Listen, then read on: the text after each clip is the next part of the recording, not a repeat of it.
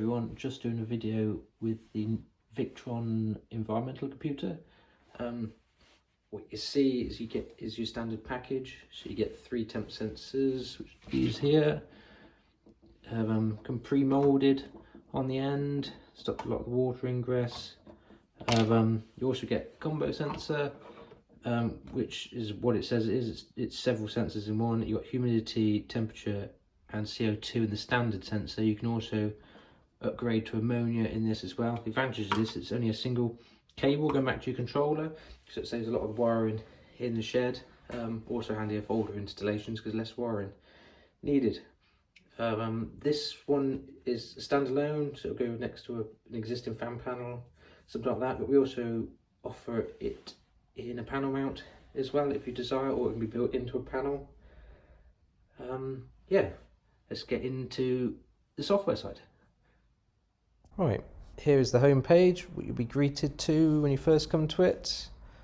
It's just a page just overviewing everything what's really happening. So this top left hand one is showing us what all the sensor readings are, set temperature, average temperature, set temperature, and then the index. If you want the index in Fahrenheit, you can click on that and it will change.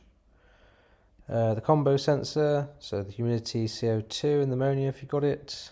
Live weight, that's just a calculated weight at the minute. External sensors if you've got it. Static pressure, mortality down the bottom left. And up the top right, this is our ventilation, so we're showing us what level we're in, the airflow, got currently 11% cycle. The fans that are running, which is currently nothing, and the inlet positions. Here is our primary and secondary heating, so you can see it's showing that we're asking for zone 1 and 2 for both sets. Cooling next to that. Lighting, so this one's actually got 2 lighting outputs programmed, hence the 2 percentages. The windows, if you had it, would show the percentage that they're at as well. The recircs, if you've got that, that will show you the percentage as well. And down the bottom right, this is our feed blend. If you've got that, it will tell you what blend your silos are doing. You can obviously have up to 4. Additionally, most people only have 2 if they're doing it. Here it will show what the consumption is for this grow day. And if we click on that, it will tell us the live weight of the bins if we have that feature. If the feed system's on an on period or off time, and then the consumption is exactly what it is, how much water we've used, how much fuel and electric we've used. So if we click on this top left hand button, it takes us to our main menu. So if we start the first one, ventilation, everything in here is to do with our ventilation. So this table on the left here is our min vent table. So if we look at this first line, we are set for grow day 0. Stage 1 is the fan we're going to cycle. We're currently asking for 0% and an inlet of 10. 0 is a bit bonkers, you'd probably have 5% or something in there, 5, 10. And an inlet position of 10. Our duration time, so that's the on and off time together, is 5. And a max level of 1, which we'll come back to in a minute. So if you click on any one of these lines, brings up this yellow box. So along the top here, these are the stages we currently have, and we've got a C over the top of 1. So that means we are cycling stage 1 on. So if I decided we wanted stage 1 and 2, I could click on 2, it would come up with an X. So that's now to say it will be on all the time. But if I push it again, then it would be a C. So now we'd have both of them cycling on and off. Or again, we'll turn it back off. So we can set our duration here, what grow day we want at this point, percentage, so we're going to change percentage, we're going to put 5% in there. Okay, so that says 5. Inlets, so what percentage we want it at when it's on and when it's off. And when we've done that, we can hit save, and the new value is being put in. And this applies for each line all the way down. This yellow line here shows where we're currently at. So we're currently on, I think it was grow day 2, no, grow day 3 we're just currently in. So it's just working its way into grow day 3 at the minute. So this line will linearly move down here nice and gently. We can trim the table if we feel we need to. We can lift it up and down if you just feel like you want to give a little bit more for that day or a little bit less. We can use that feature there. So whatever value comes out of this table then gets dropped into this bottom bit. So this is where we're currently at, so we're actually below set temperature. So we'll run our minimum from that table up to the set temperature, and then here we've got 0.3, so we'll carry on running that to 0.3 over the set temp, and then over that, the next 0.4 of a degree, that percentage is going to increase up to the max point. So whatever the percentage is, plus the 90 as we set here, so we can click on that if we want to and change that. So we could put 50% in that if we wanted to. So if we take off 5% here, add the 50, so 55, so we'd be at 55% here as the temperature increases over that period, which is over a 0.4 over temp. So when we get to that point, we then move over to the OT1. So again, we've got a 0.2 set in here, so that can be changed, where nothing happens. And then when we get into OT1 over temp 1, if we click on this, we get this familiar window again, and we're now we've got an X over 1, so we're going to run that one continuously. Inlet positions at 10, and that's pretty much it. So we've now got that fixed on now. And if our temperature just keeps increasing in temperature, so in this case 0.8, we go into OT2, so we click on that. So now we have stage 1 and 2 on, and you can see our inlet's gone up a little bit as well, which is displayed down here. And it'll keep doing that as temperature increases. This red line here is the max level. So where we were saying here what this max level is, that just limits the top end of the table. So this will obviously change as you go through your minimum vent, but that's just where it is at this current point. So by the time we get to the end of the crop, we'll be at max level 7, so that'll be up here, so with the full use of the table then. So yeah, so at least you can visually see what's going on as the lines move, as your ventilation is changing. Treatments, pretty much what it says it is. So humidity, we can turn it on, what we want a set amount. If it's under temp, we can ask it to stop functioning, including the external. So what it would do is so here we've got set for 60, and the shed goes over 60, say 65, but it's actually 80% outside. It will go, do you know that's not good enough outside. We won't bother running this treatment. But if it was say 50 outside, it would bring this feature in. And then we can set what we're going to do with it. So we got it percentage, and we're going to add 15% onto a minimum vent. If we click on the percentage level, so we've got nothing, but we could change that and put 1 in there. So if we're in a OT1, for example, we can ask it to jump to OT2 just to push the ventilation on a little bit more. The CO2, set amount, same principle again for what it's going to do, and the NH3 is exactly the same theory again. That's pretty much the basics of the ventilation. I shan't go any more into that. So you can go top right here, you can push the home button, takes you back into our main menu. We'll go heating this time. So primary heating here, top 4. So these are your actual sensors in the shed.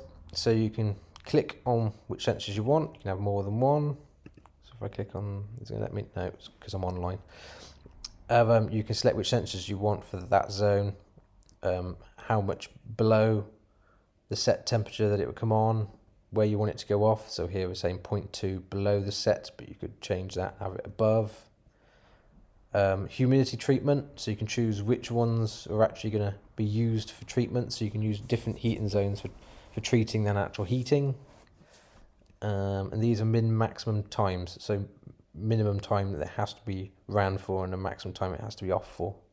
And this is the same all the way through. The secondary works exactly the same, just it's labelled separately to identify what the differences are. So we could have biomass or ground source, something up here, and then we could have gas or oil heating here.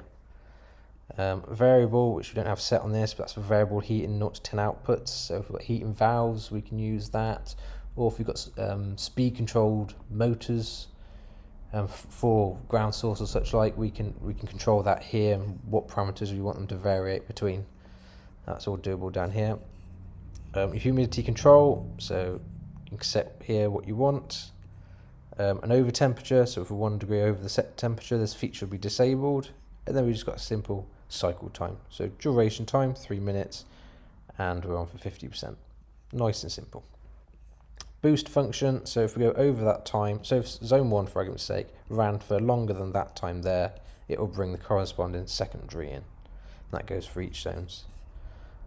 So I'm doing this online, but if you actually look on the computer, this area here actually shows a live graph of what your heat and run times are real time. So you can actually watch what it's doing over the past 24 hours. So it's a little handy feature if you're in front of the controller.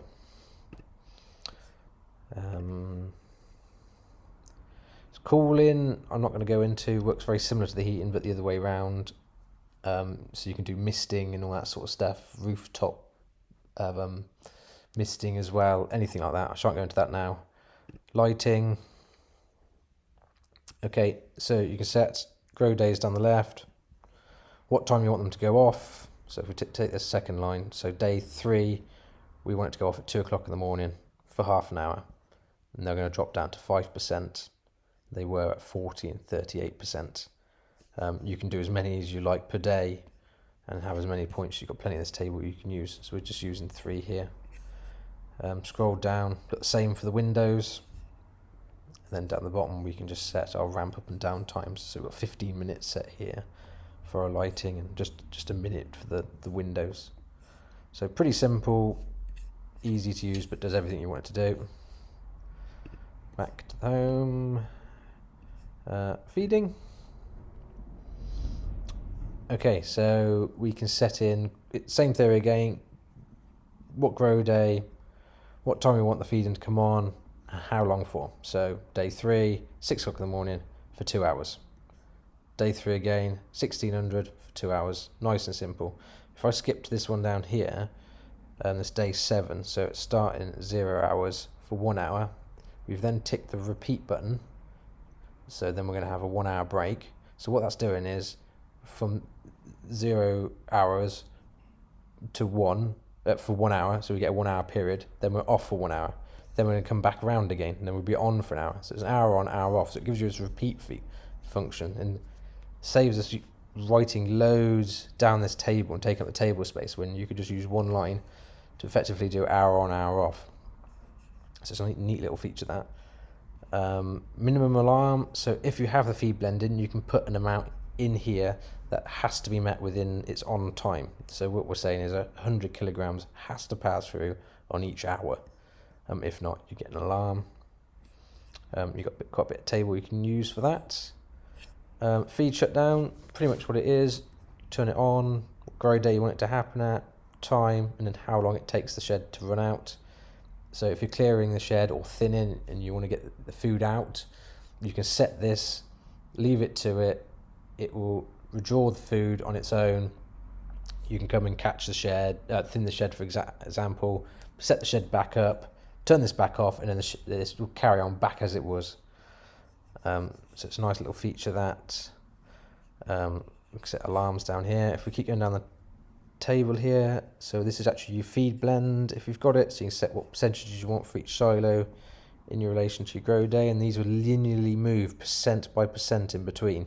So they won't just jump from there where we've got 10% variance. It won't jump 10% from day 20 to 25. It will 1% incrementally move. So it's nice and smooth. So again, nice and simple, I like to think. Back to the main menu. Water, won't go into that, but that's like drinker flushing, that sort of stuff. In that, if you don't have drinker flushing, you can do it manually. So if you're going to go into the shed to flush your drinkers with a bucket or for the hose pipe, for argument's sake, you can press a button in there, go and flush the shed, come back, press the button again. It will turn the water consumption off, and then when you press it, it'll turn it back on, so it doesn't include that water, but then it also gives you an output of what water you've flushed with, so you've got an idea of how much you've wasted. Scales, that's bird weighing, won't go into that in a minute. Extra systems, so that's just for if you want to control a random output, say an outside light or anything random like that, you can pick grow days, basically anything in if buts. You can make up your own outputs for that.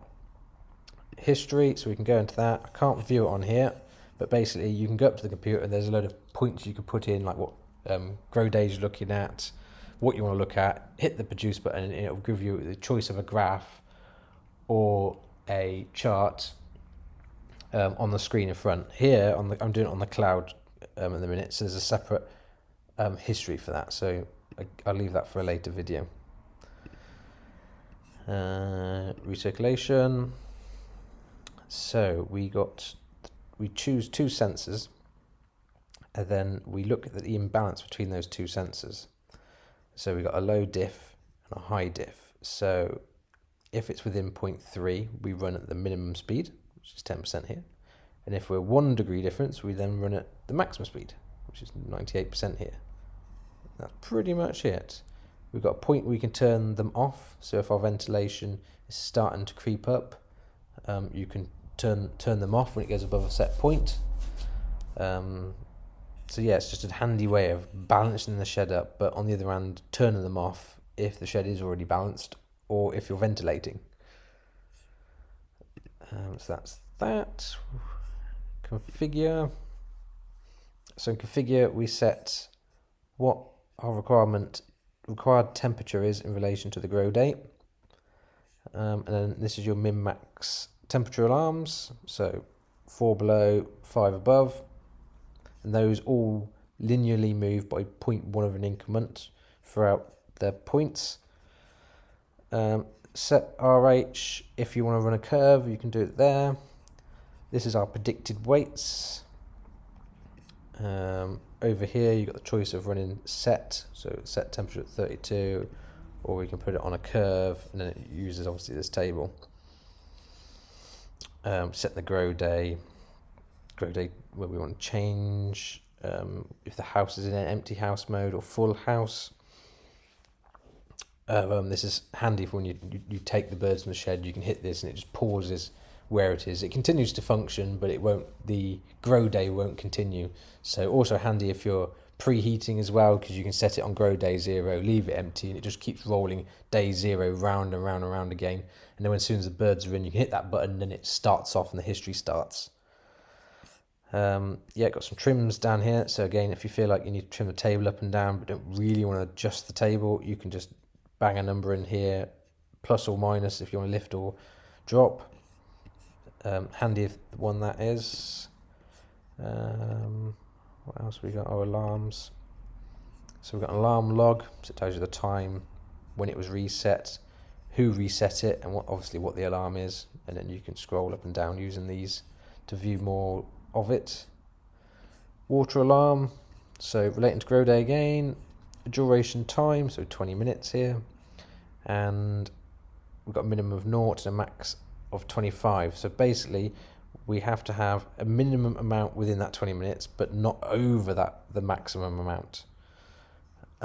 This can be a little bit of a fiddle to set up initially, but when you've got it set up, it's a handy one to have. So if you have a leak, it lets you know about it. Or if somebody's accidentally turned something off and you haven't realised, again, if you've got a minimum set, it will also let you know. The minimums are disabled for the dark periods. So as soon as they come, the lights are back up fully again, then it's re-enabled. But the maximums are enabled all the time. So if you do have a leak in a dark period, you will be known about it. So over here on the right hand side, we choose which sensors we got for alarms. We can trim the sensors if you feel like they need trimming up and down. Same with the humidity, CO2 and ammonia. You've got a choice of alarms there. We turn the house alarm on and off. If it is off, it will notify you on the home screen to let you know. And a test function down here. So if, say, every day at 9 o'clock, argument's sake, you just want to test your alarms, but instead of having to actually go in there, this will actually test it for you. And it will let you know in the alarm log that it's done it as well. But the only thing we've got left is test and setup. We don't need to go into this, but basically it's a page that you can just pick things and test them if you're not convinced they're not working properly. You can come in here. It's always good port a call that if you're struggling with something and you're not quite sure what's going on, come in here. Take the inlets, for example, you can select which number of inlets, what percentage you want them to go to, and they should just move regardless of what's happening. At least it'll prove the point if you've got a software issue or a hardware issue. It's quite a handy feature, that.